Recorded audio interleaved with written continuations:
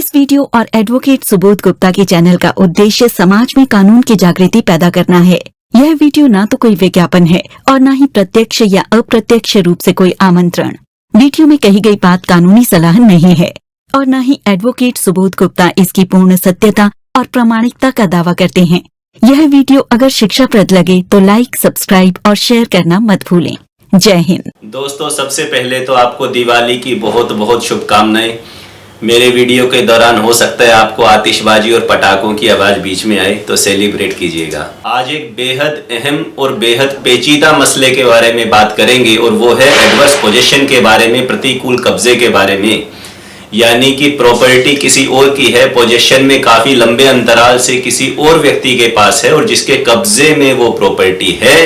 अब वो कह रहा है कि ये प्रॉपर्टी मेरी हो गई है, मैं खाली नहीं करूंगा, मैं इस प्रॉपर्टी का मालिक बन गया हूं।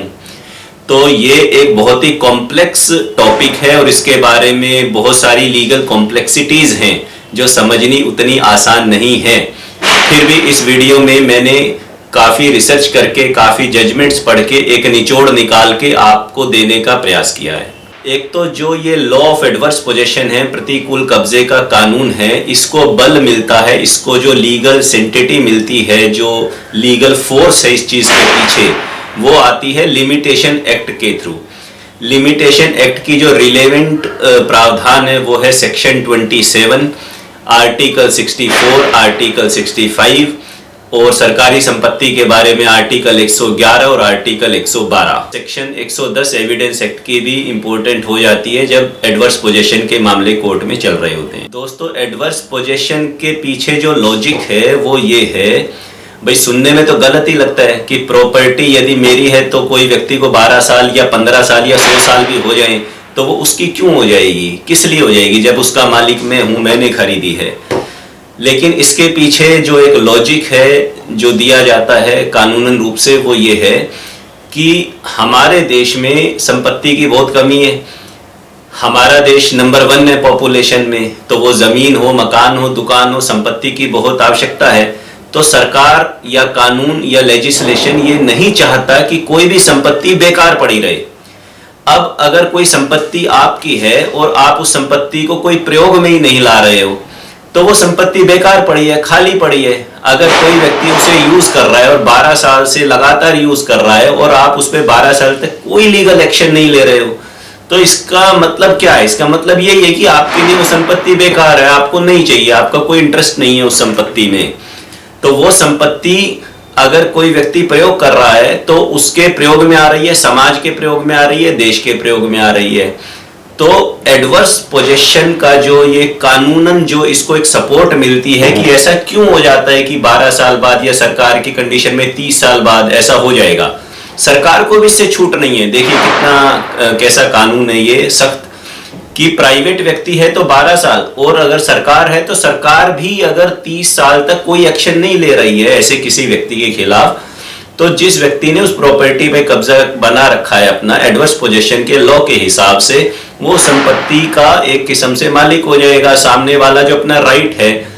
क्लेम करने का कि मैं इस प्रॉपर्टी का मालिक हूं, वो लिमिटेशन एक्ट के हिसाब से कोई क्लेम नहीं कर पाएगा। तो ये इसके पीछे का लॉजिक है। अब आपकी संपत्ति पे किसी ने ऐसा कब्जा कर रखा है और वो एडवर्स पोजीशन का क्लेम कर रहा है, या आपने किसी की संपत्ति पे कब्जा किया हुआ है और आप कह रहे हो कि भाई मैं इसका मालिक बन गया हूं, मेरा एडवर्स पोजीशन का क्लेम बनता है, तो कोर्ट में जब मैटर जाएगा तो निचोड़ के रूप में मैं आपको 6 पॉइंट बता रहा हूं। वो 6 पॉइंट आपको सिद्ध करने पड़ेंगे कोर्ट में, और वो 6 पॉइंट सिद्ध करने का जो उत्तरदायित्व है, लीगल बर्डन है, वो उस व्यक्ति के ऊपर है जो ये क्लेम कर रहा है कोर्ट में कि मेरा एडवर्स पोजीशन हो गया है, अब मैं इसका मालिक बन गया हूं। तो वो 6 पॉइंट में से पहला पॉइंट है कि आप अगर कह रहे हो कि मेरा इस प्रॉपर्टी पे पोजीशन एडवर्स हो गया है, मैं मालिक बन गया हूं, सामने वाले का राइट लिमिटेशन एक्ट के हिसाब से खत्म हो गया है, तो पहला पॉइंट है कि आपको कोर्ट में प्रूव करना पड़ेगा कि आपका जो पोजीशन है वो एक्चुअल पोजीशन है उस प्रॉपर्टी पे। एक्चुअल पोजीशन वर्ड में be treated in contrast with constructive position, कि आपका एक्चुअल पोजीशन है, यानी कि आप ऐसे कागजों में नहीं बता रहे खाली हाँ मान लिया कि मेरा है, मान लिया जाएगा, ऐसा प्रतीत होता है, ऐसे नहीं। एक्चुअली में आपका कब्जा उस प्रॉपर्टी पे होना चाहिए, ये आपको सिद्ध करना पड़ेगा। एक्चुअल में कब्जा सिद्ध करने के लिए या तो आपको कोर्ट में ऐसे एविडेंस देने पड़ेंगे, ऐसे डॉक्यूमेंट्स हो, पानी के बिल हो, बिजली के बिल हो, गैस के बिल हो, उस घर के बैंक खाते पे वो एड्रेस हो, कोई आधार हो, कोई और डॉक्यूमेंट हो, कोई स्पीड पोस्ट हो, रिश्तेदारों की चिट्ठी पत्री हो, कोई लीगल नोटिस हो जो 12, 15, 20 साल पहले आया हो। तो आपको ये सिद्ध करना पड़ेगा कि आप एक्चुअल पोजेशन में हो, नंबर 1। नंबर 2, आपको ये भी सिद्ध करना पड़ेगा कि आप किस डेट से पोजेशन में हो, किस डेट से पोजेशन में हो एक्चुअली। उसके लिए ये सारे जो एविडेंस है वो मैंने बताए। इन डॉक्यूमेंट्री एविडेंस के अलावा अगर आपके पास गवाह हैं, आपके परिवार में कोई और लोग वहां रहते हैं, अड़ोस के, पड़ोस के, राशन वाले, बैंक वाले, गैस वाले, बिजली वाले, परिवार वाले, तो उन गवाहों को भी आप कोर्ट में पेश कर सकते हो। और उल्टा भी कह रहा हूं, यानी यदि आपकी प्रॉपर्टी पे कब्जा हो गया है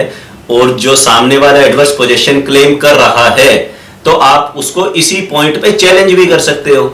कि जनाब इसने ये सिद्ध नहीं किया कि प्रॉपर्टी एक्चुअली इसके कब्जे में थी, इसने ये भी सिद्ध नहीं किया कि प्रॉपर्टी एक्चुअली में किस दिन से इसके कब्जे में आई।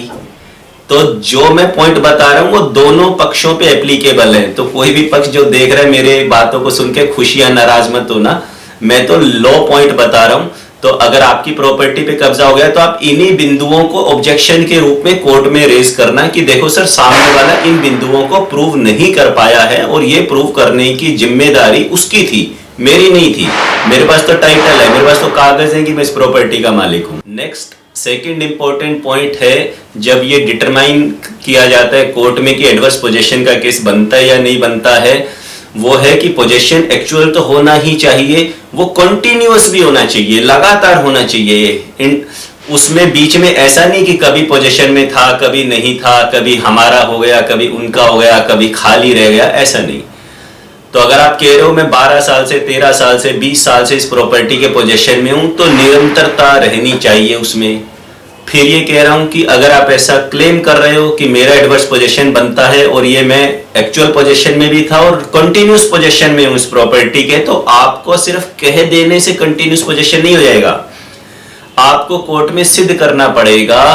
कि आप कंटिन्यूअस पोजीशन में थे। उसके लिए आपको डॉक्यूमेंट्री एविडेंस देने पड़ेंगे कोर्ट को, विटनेस देने पड़ेंगे कोर्ट को, ये सिद्ध करने के लिए कि कभी भी बीच में किसी भी दूसरे का पोजीशन नहीं रहा, कभी मैंने पोजीशन अपना छोड़ा नहीं, कंटिन्यूअसली रहा मेरे पास।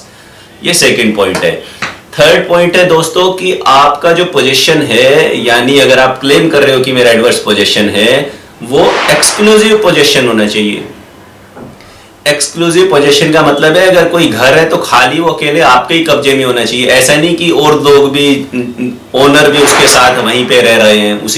उसी घर में मिल के जॉइंट फैमिली में रह रहे हैं। तो एडवर्स पोजीशन एक्सक्लूसिव आपका अलग से होना चाहिए,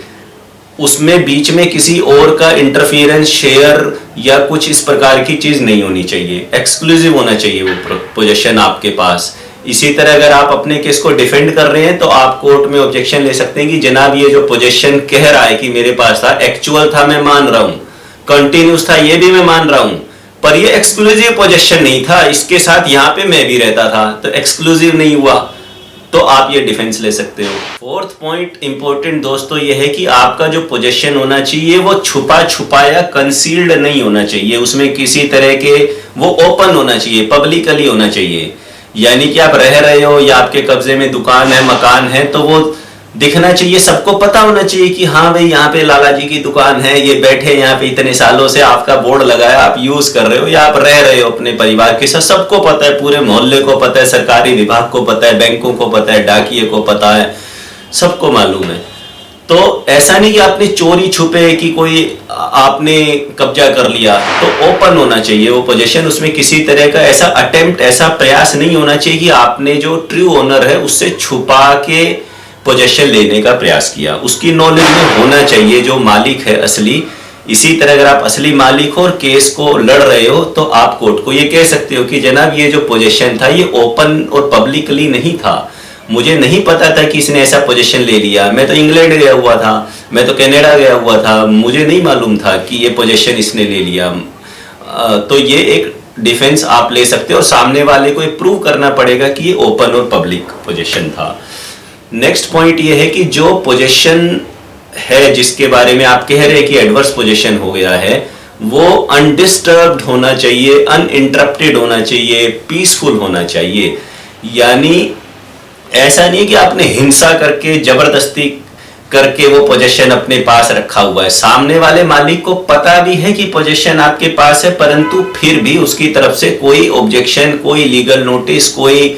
लड़ाई झगड़ा, पुलिस कंप्लेंट इत्यादि इन तमाम सालों में नहीं किया गया, जो पीरियड ऑफ लिमिटेशन में 12 साल का डिफाइंड है प्राइवेट के मामले में और सरकार के मामले में 30 साल का। तो अनडिस्टर्ब्ड होना चाहिए। कभी ऐसा नहीं हुआ कि आपका सामान उठा के बाहर फेंक दिया, लड़ाई झगड़े हो गए, लठ बज गए। तो ये भी एक कंडीशन है कि ट्रू ओनर को पता भी होना चाहिए और फिर भी पीसफुल होना चाहिए। नेक्स्ट बहुत क्रिटिकल पॉइंट ये है, जो एक भ्रम है कि अगर 12 साल से अधिक पोजीशन रह गया तो एडवर्स हो जाएगा। ऐसा नहीं है। भले ही आप 12 साल पोजीशन में रह लो, किसी के कब्जा करके, चाहे 50 साल रह लो, नेचर ऑफ पोजीशन भी डिपेंड करता है कि वो पोजीशन किस रूप में था, कब्जा किस रूप में था। अगर आपने किसी की प्रॉपर्टी पे कब्जा कर रखा, आप रह रहे हो वहां पे, लेकिन अगर आप मान रहे हो कि मैं उसका टेनेंट था, मैं किराएदार था, मैं उसका लाइसेंसी था, मैं उसकी परमिशन से रह रहा था, परमिशन से यूज कर रहा था, एज ए परमिसिव यूजर था, तो अगर ट्रू ओनर की परमिशन आ गई और आपने उसे माना है कि ये मैं इस प्रकार से, इस हैसियत से ऐसे एंटर हुआ इस प्रॉपर्टी में, और उस हैसियत से, जिस हैसियत से आप एंटर हुए, वहां पे ये बात आ जाती है कि आप उसकी परमिशन से एंटर हुए, तो आप परमिसिव यूजर हो, उसकी परमिशन से ही आप वहां रह रहे हो। तो अगर आप एज ए परमिसिव यूजर किसी प्रॉपर्टी के कब्जे में हैं तो उसे एडवर्स पोजीशन नहीं माना जाएगा। तो इसी तरह अगर आप उल्टी साइड से कह रहा हूं कि आपकी प्रॉपर्टी पे किसी ने कब्जा कर लिया है और वो कह रहा है जनाब मैं तो 15 साल से इस प्रॉपर्टी कब्जे में हूं, तो आप कोर्ट को ये सिद्ध करने की कोशिश कर सकते हो, जनाब ये उस प्रॉपर्टी में कब्जे में है, मना नहीं कर रहा हूं, एक्चुअल में है, ठीक है, एक्सक्लूसिवली उस प्रॉपर्टी में है, ये भी मान रहा हूं, कंटिन्यूसली रह रहा है, ये भी मान रहा हूं, सारी पब्लिक को पता है, ओपन है, ये भी मान रहा हूं, पीसफुल तरीके से रह रहा है, मैंने कभी कुछ नहीं किया, ये भी मान रहा हूं, लेकिन ये वहां पे मेरी परमिशन से रह रहा था, एज ए परमिसिव, इस रेंट एग्रीमेंट के तहत या ओरल लाइसेंस के तहत अगर नहीं है, या ये मुझे किराया देता था, ये रे बैंक स्टेटमेंट, ये रे स्लिप, ये रे पगड़ी, वटेवर, तो आप ये डिफेंस ले सकते हो। नेक्स्ट एक इंपॉर्टेंट पॉइंट है एडवर्स पोजीशन के केसेस के बारे में, जो एक इंग्रेडिएंट है वो है, लीगल शब्द है एक, एनिमस पोसिडेंडी। अब इसका सरल भाषा में मतलब है कि जो इंटेंशन है ना, मान लो आप एडवर्स पोजीशन क्लेम कर रहे हो, तो आपकी जो इंटेंशन है पोजीशन की, कि आपने क्यों पोजीशन ले रखा है, वो इंटेंशन सामने वाली की प्रॉपर्टी पे क्लेम करने की इंटेंशन ही होनी चाहिए। अगर आपकी इंटेंशन दूसरे का जो इंटरेस्ट है इस प्रॉपर्टी में, दूसरे का जो हित इस प्रॉपर्टी से जुड़ा हुआ है, उसको हटा के अपना कंट्रोल स्थापित करने की नहीं है इंटेंशन अगर आपकी,